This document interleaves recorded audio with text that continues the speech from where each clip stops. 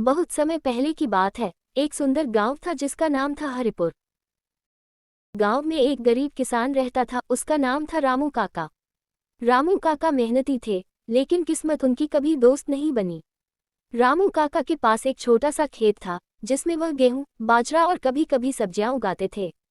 लेकिन बारिश समय पर नहीं होती थी और कभी कभी कीड़े फसल बर्बाद कर देते थे। रामू काका के पास न तो बैल थे, न कोई ट्रैक्टर। वह खुद ही हल जोतते और बीज बोते। रामू काका का एक ही बेटा था, छोटा सा, चतुर और समझदार। नाम था मुनिया। मुनिया को स्कूल जाना बहुत पसंद था, पर कई बार वह खेत में अपने पिता की मदद करता। मुनिया को किताबें, कहानियां और नए नए आइडिया बहुत अच्छे लगते थे। कहानी में मोड़। एक बार गांव में अकाल पड़ा। न बारिश हुई, न फसलें उगी। गांव के कई किसान शहर चले गए। रामू काका बहुत परेशान हुए। घर में खाना भी मुश्किल से जुटा पाते थे। एक दिन मुनिया ने अपने पिताजी से कहा, बाबा, अगर हम नई तरकीब अपनाएं तो शायद खेत से ज्यादा कमाई हो सके। रामू काका मुस्कुराए, बेटा, हमारे पास पैसे नहीं हैं।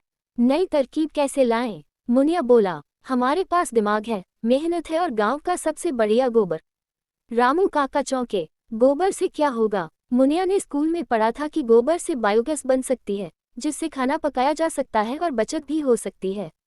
साथ ही गोबर से कंपोस्ट खाद भी बनती है, जो खेतों के लिए अमृत होती है। मुनिया ने गांव के मास्टर जी से मदद मांगी। मास्टर जी ने पंचायत में बात की और कुछ लोग तैयार हो गए मुनिया की मदद के लिए। एक नई शुरुआत। मुनिया और गांव के कुछ बच्चों ने मिलकर एक छोटा सा बायोगैस प्लांट बनाया। रामू काका का घर सबसे पास था, तो उन्होंने सबसे पहले उसका चूल्हा गैस से जोड़ दिया। अब रामू काका को लकड़ी नहीं जलानी पड़ती थी। बायोगैस से गैस मिलती थी और बचा हुआ गोबर कंपोस्ट में बदल जाता था। उस खाद को रामू काका ने अपने खेत में डाला और अगली बार जो फसल हुई वह पहले से दोगुनी हुई। रामू काका की आंखों में आंसू थे, इस बार खुशी के आंसू। रामू काका अब केवल किसान नहीं थे, वह अब गांव में बदलाव के प्रतीक बन गए थे।